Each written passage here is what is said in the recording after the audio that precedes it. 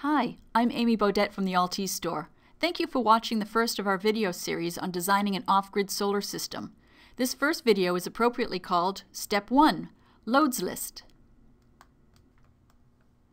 Figuring out how much power you need is a critical step that many people try to skip. Designing a solar system without knowing your loads is like being asked how much gas do I need to drive, without knowing what type of vehicle or how far you're driving. Let's start at the beginning. Here's a basic schematic of a typical off-grid system. You'll notice there's a generator in the drawing. That is for instances when there's not enough sun to provide the power needed, generally winter, and if you have an occasional load that requires more power than your system can provide. For instance, if you needed to use a welder for a project, it may not make sense to design the whole system to be able to accommodate a tool that is only used once a year. So having a generator available for occasional use makes good sense. Keep this option in mind when designing your system. This video series will cover the major steps of designing an off-grid system. Let's start with Step 1, analyzing your load. So let's go over the steps to determine the amount of power you need. Let's start with a loads analysis. Unlike a grid-tied system where you can just base a system on how much power you want to offset and then get the rest from the grid, an off-grid system needs to provide all of your power. With an off-grid system, you need to take a good look at what you are powering and how long you need to power it. Going off-grid often takes changes to your lifestyle. It's not just as simple as saying, I'm tired of paying the electric company, I'm taking my whole house off-grid, I'm going to stick it to the man. You have to figure worst-case scenarios. Wintertime with little to no sun for days. Unless you're in a climate that has long sunny days all year round, or this is for a seasonal house, most people who are doing a year-round off-grid system will have a generator available to pitch in the winter. I read a quote from an off-gridder who said, if it's going to be a sunny day, I can cook waffles for breakfast. If it's cloudy, I have a bowl of cereal.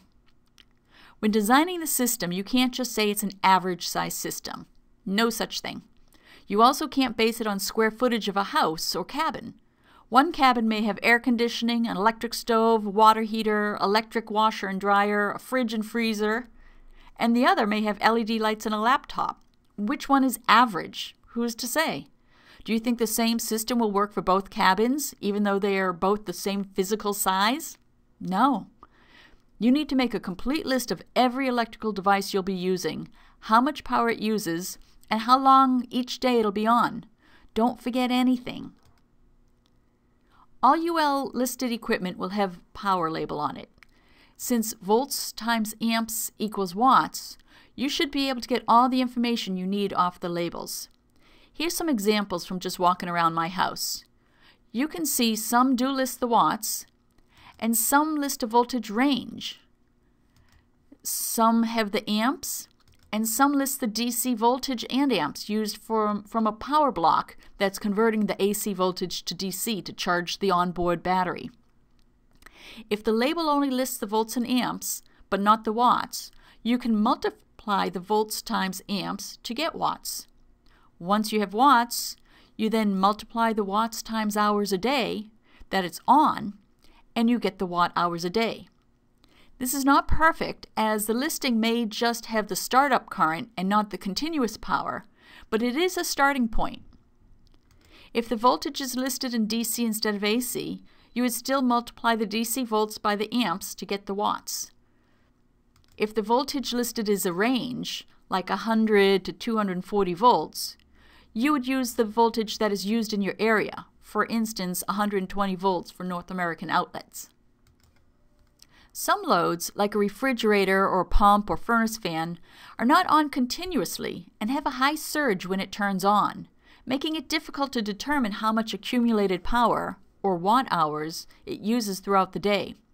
If it is Energy Star rated, you can find the Energy Star label, either on the appliance itself or on the Energy Star website. If it is not Energy Star rated and you're looking to power it with solar, it may be worth it to replace it with an Energy Star fridge. The reduced amount of power that an Energy Star appliance uses may pay for itself when you look at how much it would cost to power it with solar. The Energy Star label will tell you the average annual kilowatt hours used. From there, you can simply divide it by the number of days in the year, 365, to see how many watt-hours it uses in a day. In this example, 383 kilowatt-hours a year divided by 365 days in a year equals 1.049 kilowatt-hours a day. You can multiply that by 1,000 to determine how many watt-hours a day, as a kilowatt is 1,000 watts. A more accurate way of determining the power consumption is to measure it with a device like a kilowatt meter.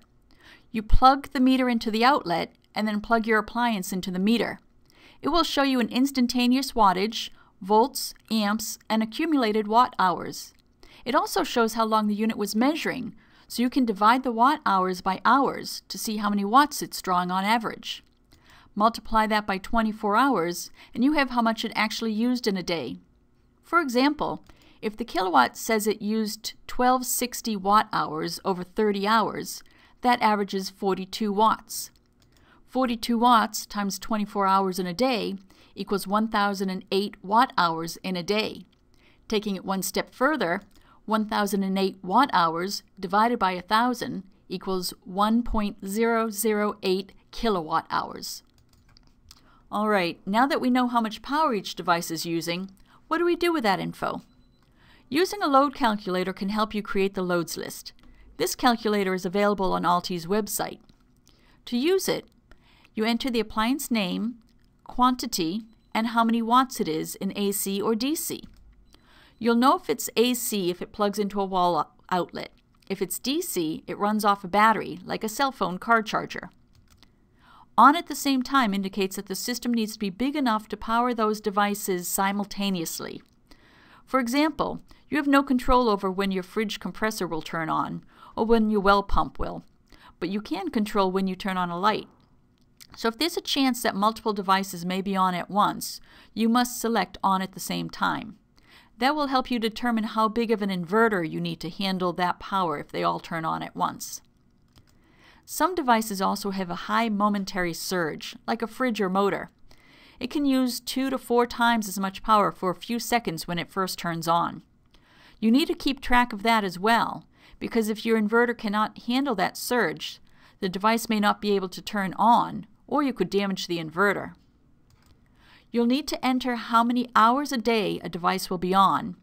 If it's less than an hour, do the decimal equivalent. For instance, a half hour is 0.5. Whether you're using the calculator or doing the list by hand, all of the watt hours get added up to show the total amount of power you need to generate for that day. That's it for the first video in this series of designing an off-grid PV system.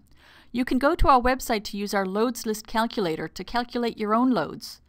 Watch the next videos in this series for how to size a battery bank and solar array using the numbers we came up with from our loads list. Also watch more of our various video series on our website. We've got a team of highly trained technical sales reps available to help you plan your system. Give us a call. Thanks so much.